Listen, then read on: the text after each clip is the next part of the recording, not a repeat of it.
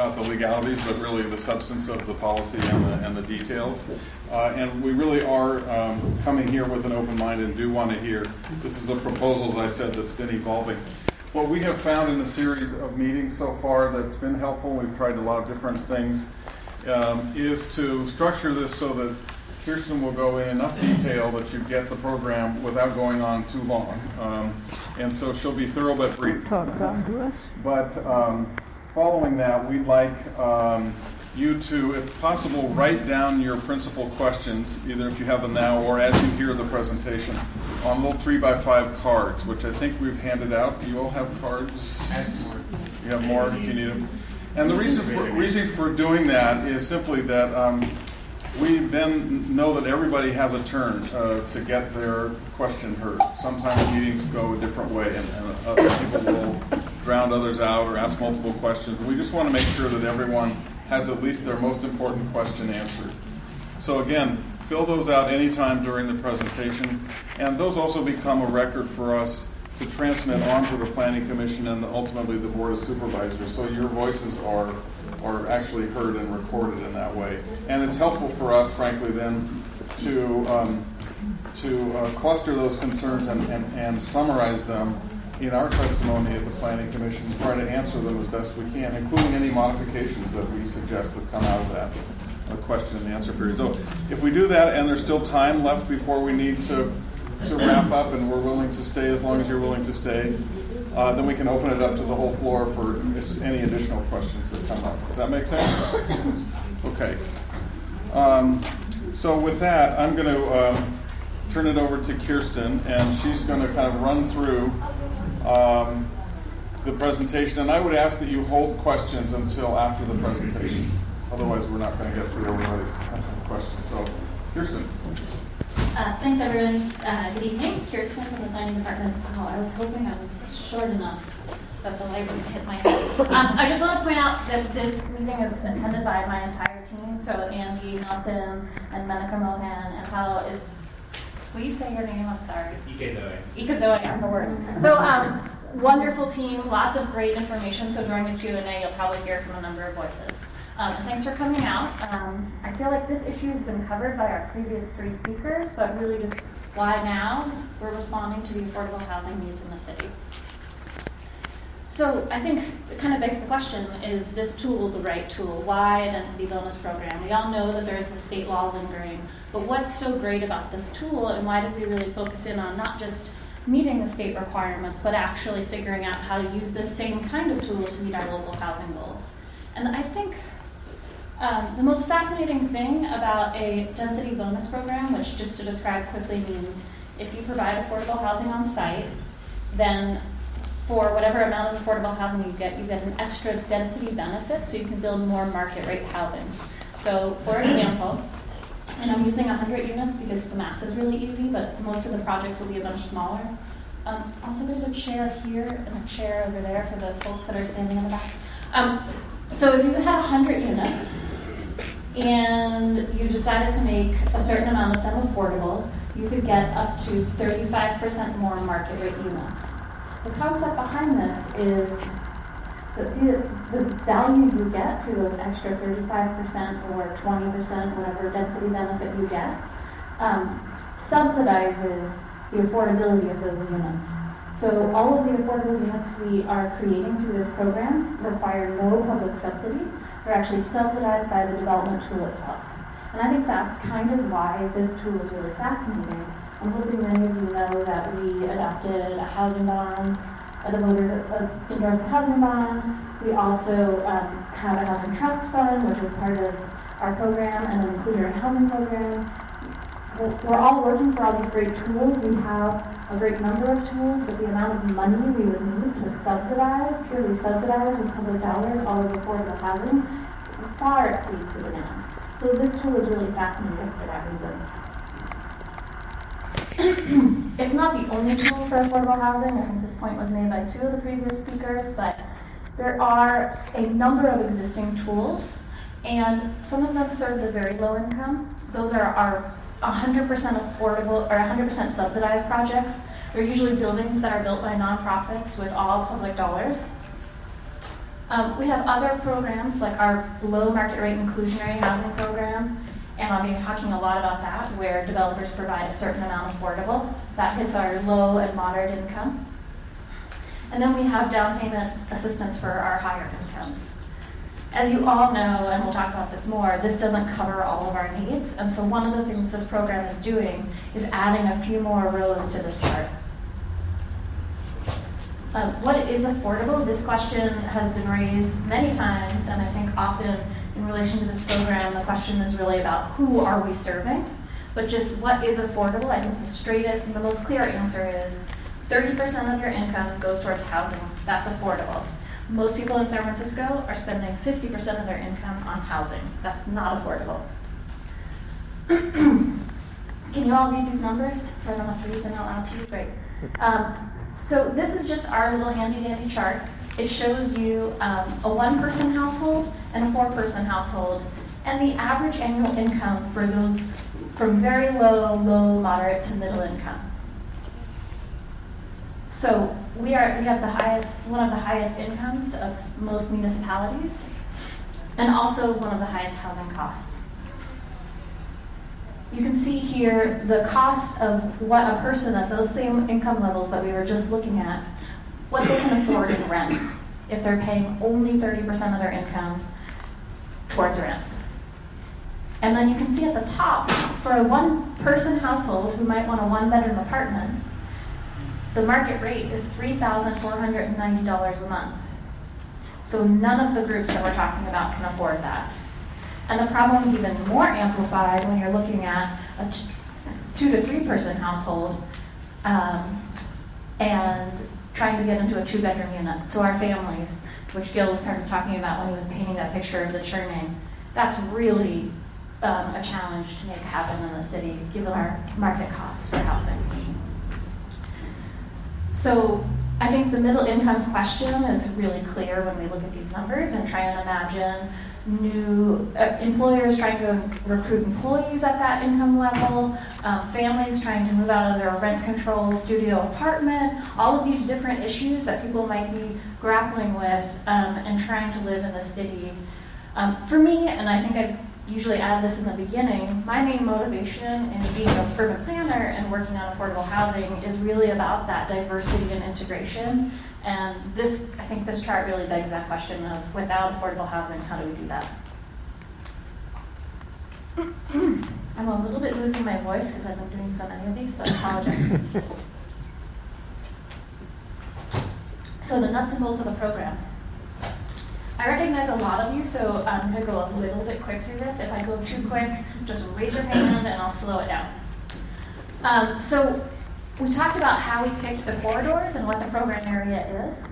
It's basically any district in the city that regulates density by a ratio of units to lot area. So 1 unit per 600 square feet of lot area, or 1 unit per 8. And we have a whole bunch of charts, numbers in the planning code. But that's kind of an older way to regulate density. It does not include our single-family homes. I'm noticing that there are no single-family home zoning districts in your district. But RH1 and RH2, which is about 70% of our city, are not included because it really doesn't make sense to make a certain percent of a 2-unit building affordable. It also focuses on neighborhood commercial corridors, residential commercial, and residential mixed use. And as you all have noticed, most of your districts are one of those zoning categories. But an important point, and the point that I think Supervisor Peskin brought up already, is there are a number of beautiful, healthy buildings, not just in your district, but in the entire program area, that we think will stay, that we think should stay, that we think are the reason that people want to move here and be in this neighborhood. So I think there's some trepidation in the public about, development is going to come and change our neighborhoods dramatically. I think the financials and the laws that we have set up to protect our existing buildings will keep that stock in place. This program is limited to new construction, so you won't see your adjacent neighbor with this beautiful building just adding a floor or two through it. Just tear it down and then build. So this is your district, and And most of it is in the program area. As I said, we don't believe that most of the buildings will change. We did an analysis called a soft site analysis, which is just basically a way of figuring out, is the site that exists in the neighborhood, in the city, ready for development? And basically what we do is compare the existing building to the development potential. And Paolo led all of our work on this, but basically he says if the existing building is 5% or less of what we could actually achieve through the program, then that site is soft and ready for development. In your district, if the soft sites we identified were all developed under the current rules, we'd see about 1,100 new units.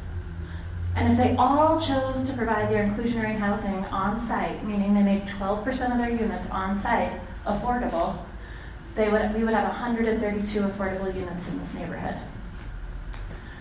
If they chose our state program, we'd see that going up to 1,400 new units with 222 affordable. And then if they all chose our local program, we'd see 1,620 new units with 490 of those affordable. 4 times. I didn't have to read all those numbers, they're on this slide. So this map is one of my favorite maps because it helps you really understand what the percent of the total 16,000, that number's been out there, people are kind of confused about what that number means. If you can't see the details, the darker colors are the districts where we expect the highest percentage of units, and the lighter colors are the less. All the white ones are less than 1% change. They basically correspond to 2 things, our RH1 and RH2 districts, and our plan areas. How many of you know Eastern Neighborhoods in Market Octavia? I'm going to move over here. I haven't looked at this whole slide. Okay, so those plan areas don't regulate density by a ratio of unit to lot area, so they are excluded from this program. So you're not seeing the Mission or Soma. I want to talk about these percentages. On average, each neighborhood gets about 6% increase in their density when this program is fully implemented over a 20-year period. In the Eastern Neighborhoods and the Market Octavia plan area, where we're seeing a lot of the development right now, we increased the development potential, or we increased the density by 46 or 43%. I probably got the numbers a little bit confused, but somewhere in the 40s. So when you're thinking about what this might be like in your neighborhood over time, it's very natural to be thinking about where we're seeing all the development, but the change in the neighborhoods that we're touching is really kind of light. This is the south side. This is actually in the Market Octavia plan area, and there's a development proposal. I think it's about to start construction. I don't know the timing. And then this is a soft site at Filbert and Van Ness that turned into this. So Paolo can talk in detail during the Q&A about the methodology we did to really make sure we understood that. So again, the program area, I think this map is posted somewhere. Oh, not really today. It includes most of the neighborhoods, our neighborhood commercial corridors, and our RM and RCs. Okay. Kirsten, I'm sorry to interrupt, but if you could just go back one slide. Oh, never mind. I just answered my question. Amazing. Okay. So there is this state law. This state law has been on the books since 1979. The state law says if you provide affordable housing in the city of San Francisco, in the state of California, in any municipality, in a charter city, if you provide it anywhere, you're eligible for a density benefit, up to 35%. No one likes this diagram but me, but I love it.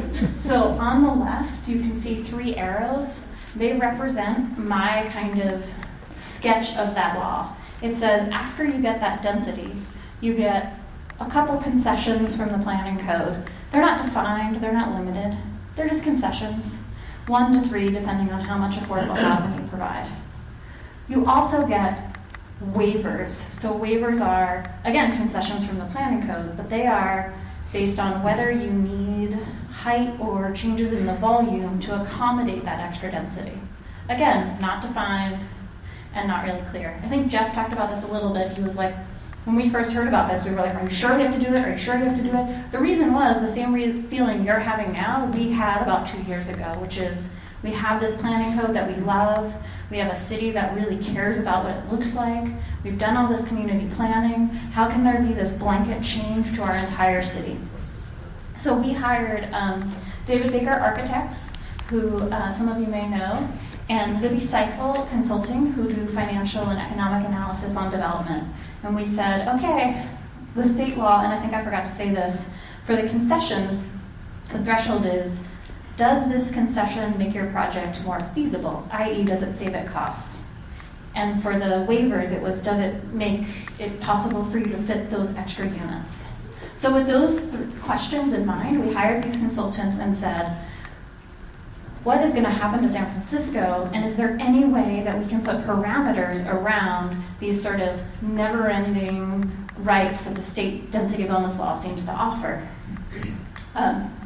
And that's the middle piece. I wish this had a laser, but the middle piece kind of tells you what we're calling the state analyzed program. So we said, David Baker, design a building on all of these different sites in the program area with different heights and different density limits that have 35% more units. Max out the state program, but design a building that you would like and that you would feel good about putting your name on, that you understand our urban context. What is that? Great. Libby Seifel, does that pass the feasibility things? What waivers and concessions? When do they meet heights? We asked all of those questions, and that's where we created the limitations to the state law in our what we call state analyzed program. So that says, yes, there is the state law. In San Francisco, in our planning code, we've created a limited set of incentives and concessions. By the way, they're generally things projects ask for through the variance process. Or things that we've already thought about and modernized our zoning in other neighborhoods, like changes to the way we calculate open space and those kinds of things. That's our state analyzed program. And we felt really proud about it, except two things. We were working on it at the same time that the city of San Francisco was engaged in a really big conversation that ended with Prop K. Prop K is the one that says 33% affordable housing. So what Libby told us is, if people max out the state density bonus program, for all these complicated reasons, they choose to do 13% affordability for rental or 20% affordability for ownership. That's better than the 12%, but it's nowhere near the 33% Prop K goal, which was often batted around at 30%. So we were wondering, what can we do to get to 30% through this tool of subsidizing affordability with development incentives? The first thing we did is ask Libby Seifel, can you make a pro forma that gets 30% affordability to work? And she was like, no, there's no way. We're going to have to do crazy things. And I was like, just do it, and then we'll look at it, and then we'll know for sure whether 30% affordability can ever be feasible in a mixed unit building. She came back with a proposal of how many units you would have to fit on these sites, and we told her, okay, well, you can't go up 10 stories, you can go up 2 stories, which makes a lot of sense. It's a little bit more than what you could get now, but it stays in the same construction type, which helps us with our internal subsidy. And it's a pattern that actually you'll see throughout the city. So she gave us a pro forma of what number of units she'd need to make a pencil, as it were. And then we handed that to David Baker. And we said, can you build a building that you like, that you think is good for our city, given this pro forma? And he did. He designed a few buildings, or his team, that we think are really great. And that is our local affordable housing bonus program. It's not true. So, just to go over the details a little bit, our local program says, if you provide 30% affordable housing, that is your 12% to low and moderate income households, so 55% AMI and 90% AMI, and then you do 18% at middle income, that's 120% AMI and 140% AMI, then you would get 2 additional stories of height, and density regulated by height and bulk. So rather than saying, how big is your lot? Okay, you can have X number of units per square foot of lot area, which is a pretty antiquated way to think about density. Cities across the US are removing that for what we call, or what I call, form-based code, where you look at the form and you fit the units you can in there, but you want to make sure you get the right units and not a bunch of micro units. So A, you can't use this program for micro units. B, you're required to make at least 40% of the units 2-bedroom. And that's something that we've used in our other neighborhoods to make sure that we get a variety of income types to support a variety of household types. 40% 2-bedroom or larger. Of course, the state program, you also would provide your 12% inclusionary on site. Maybe you'd add 1 or 8% more. Those would all be at the low and moderate income levels. Sometimes you would need a story of height, sometimes you would need 2. We have a formula in the code. We took a position pretty clearly that we didn't want to have a negotiation between our planning department and a developer about whether they needed height or not. We would have a lot of different consultants and a lot of different agreements. We wanted a formula that said, per our analysis, do you need more square footage to fit those extra 35%? And if you do, how much do you need? So we have a formula in our code. Pello, again, could walk you through that. I think Supervisor Peskin referenced this a little bit, but we've traditionally only used this program for our 100% affordable housing program. We took the position previous to the Napa court case that we didn't have to make this program available to projects unless they were doing affordable housing of their own volition. So not because they were required by state law.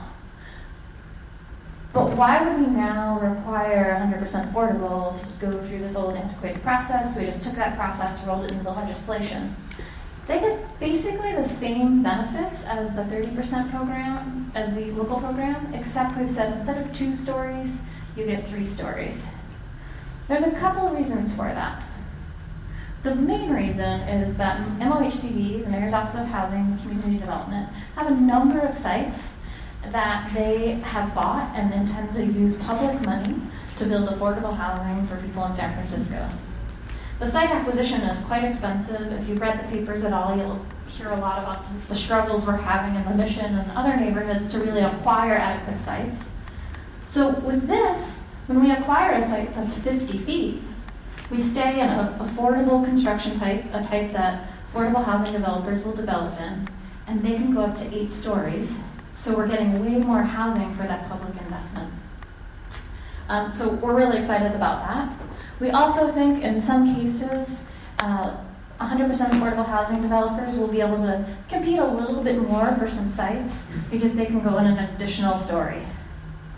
I want to make totally clear though, 100% affordable projects, there's about 1 or 2 a year. They take an incredible amount of public resources to happen. So this isn't going to be a blanket of 3-story plus buildings across your city. Also, they don't ever build above 80 feet because the cost of constructing over 80 feet changes a lot due to life safety requirements. So we're talking about buildings that are now allowed to be 40, going up to 70, or now allowed to be 50, going up to 80. What will it look like?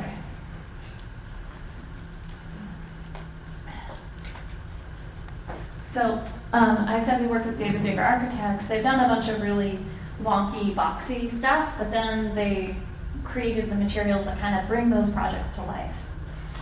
This, again, I wish I had a laser, but you can see the middle building is the one that they've drawn. This is a soft site. They said, well, if you built under current controls, you know, they didn't design the building. They didn't spend a lot of time like applying our design guidelines. This is a really quick rendering. But you can see the red line is the existing height limit. And you could get 47 homes there. And when you add 2 stories, you get 65 homes. And 30% of them are affordable. So I'll just do this a couple times. Bogus landscaping. Okay, here we go. I like the bogus landscaping you added too. You helped your daughter that way too. And here it is at 65 feet. And I think we have one more. This one's 15 homes. It's right now at 50 feet. And under the local program can go to 75. 15 units to 46 units. So 15 affordable units there. Yeah, so some people reacted to those heights differently than other people, but there are a number of beautiful buildings in the city right now that are above our existing height limits.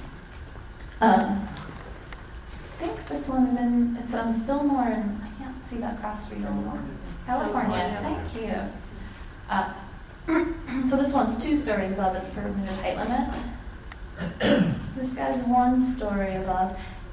When Amanda does this presentation from David Baker's architects firm, she says they've been among us this whole time, and it makes me kind of imagine her appreciating the city the way I have been the past couple of years. And I'd invite you to kind of walk around the city and look at the streets that you love and notice where there are places where these buildings exist, taller buildings. They're in the middle of the block. Actually, Polk Street is one of my favorite because a lot of them are in the 1920s, but along Polk Street, you see larger buildings of different eras. So this one is in my neighborhood, Alamo Square, and it's 3 stories above. So these are some of our design guidelines. I don't know how much you guys know about design guidelines, but they're our way to take our planning code, which is really rigorous about 2 inches here, 3 inches there, da-da-da-da, and apply some subjective criteria to really make the building beautiful. And there are leverage as a city to work with project sponsors to get a better quality piece. We've taken design work guidelines we created for other programs and then added a few more that are specific to this circumstance of buildings being a little bit taller than their adjacent buildings, and created a design guideline document. 4 twice or 3 times or 4 times. I've just added a few of them up here, but there is a full document on our website, and I'd encourage you to check it out. They're all cosmetic. This is our design review process. There's been some consternation that not only will there be buildings that are bigger than we're anticipating, but also there will be no public review, and that's really not accurate. I think some of the sheets on your table on your seat might say that. On the top is all the stops a building might make if it's going through the planning department to talk with the community, and on the bottom, all the stops it might make with the planning department. None of these change. So you'll still be required to come to the department, tell us you have an idea. It's called a preliminary project assessment. We write a letter back about everything you're required to do that gets put online. Anyone in the public can read it. So you know people in your neighborhood are thinking about something. Then they're required to meet with the neighbors. Then they come through the planning department for environmental and planning code and design review. Then there's a required neighborhood notification. For the local program, projects are required to go to the Planning Commission. And for the state analyzed program, if they would trigger a public hearing now through a CU or modification or any other thing, then they would still trigger a CU now. If for some reason a new construction project, which I think is pretty rare, does not trigger a public hearing, there still is discretionary review, which means members of the public can request that the Planning Commission take a discretionary hearing on a project. So just to be totally underlined clear, we have not changed the process. We have not changed the process. There's been a lot of conversation, especially in our social media and our blog world, about small businesses, and got my joke there, and rent control units. So this is a picture from our open house. I think these guys actually are talking about rent control and small businesses. So I think there's been more talk about the rent control units issue, so I'm going to start there.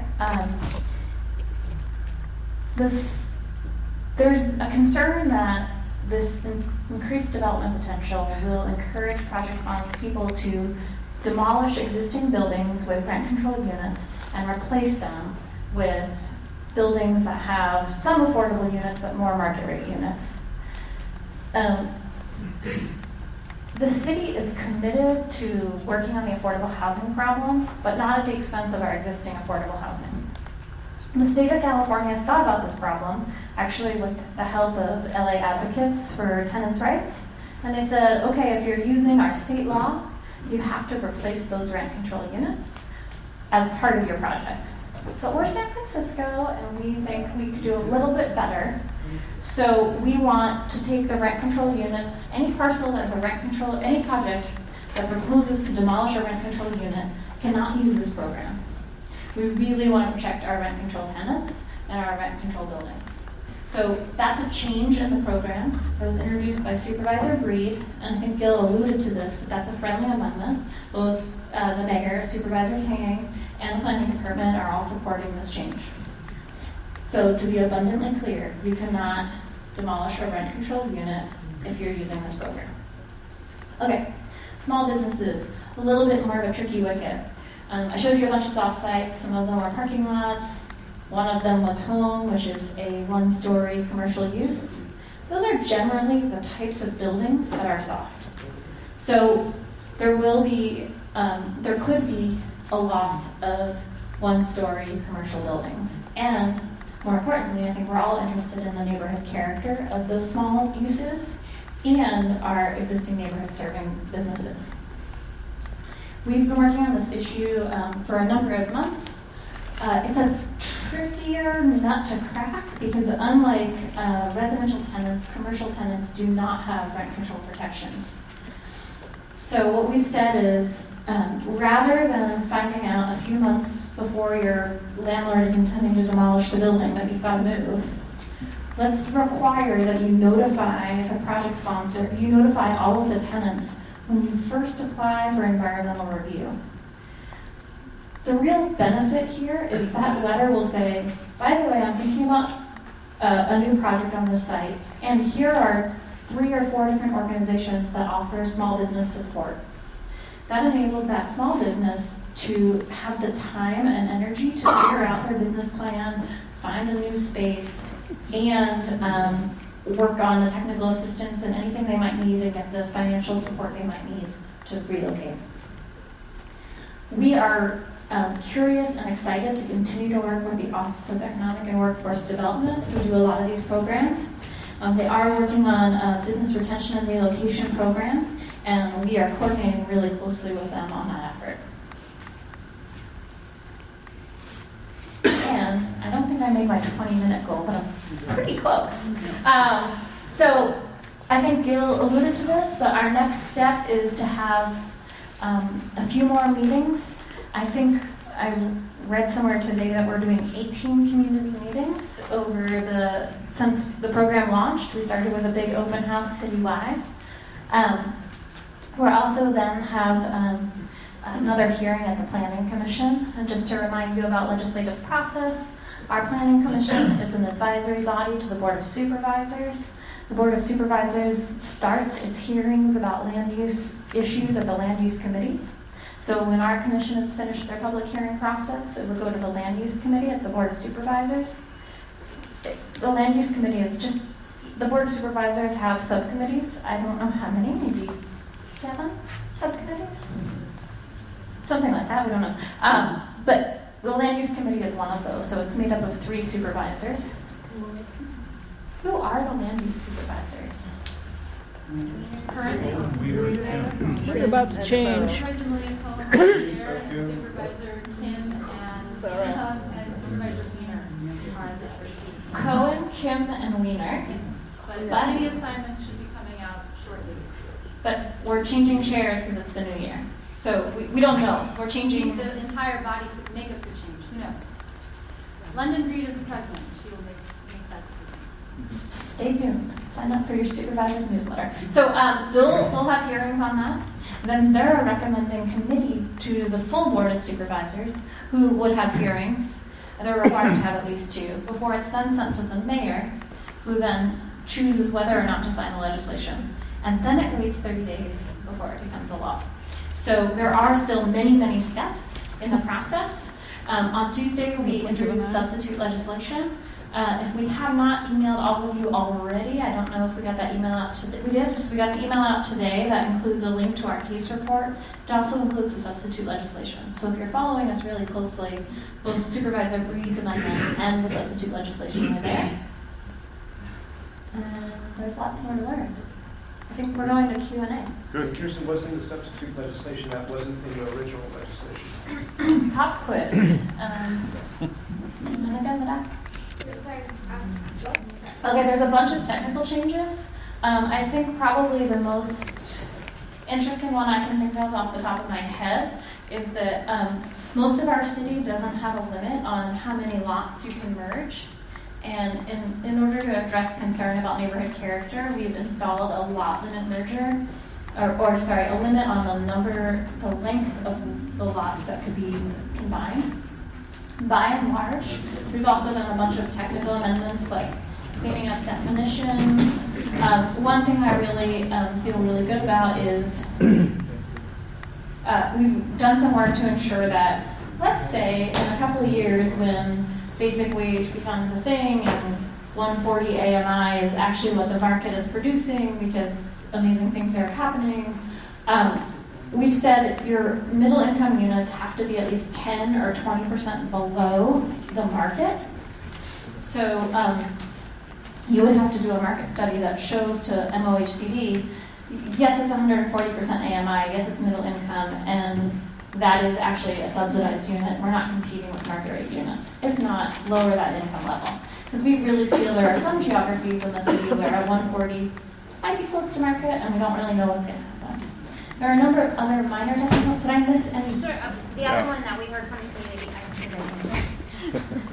Hi, my name is Menica. I work with the planning department. The other ones that we've really heard from community are the program would not apply for any project that's doing roof housing or efficiency dwelling units, which is our planning code term for micro units. So we've eliminated those two options from both the state analyzed and the local program, which is another change I believe people were concerned about.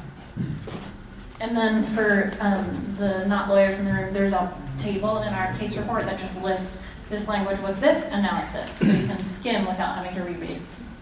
Okay, Gil, you ready? Okay, yeah. So we've talked enough. This is a little bit distracting, so I'm going to put that over there. So it's time to hear from you.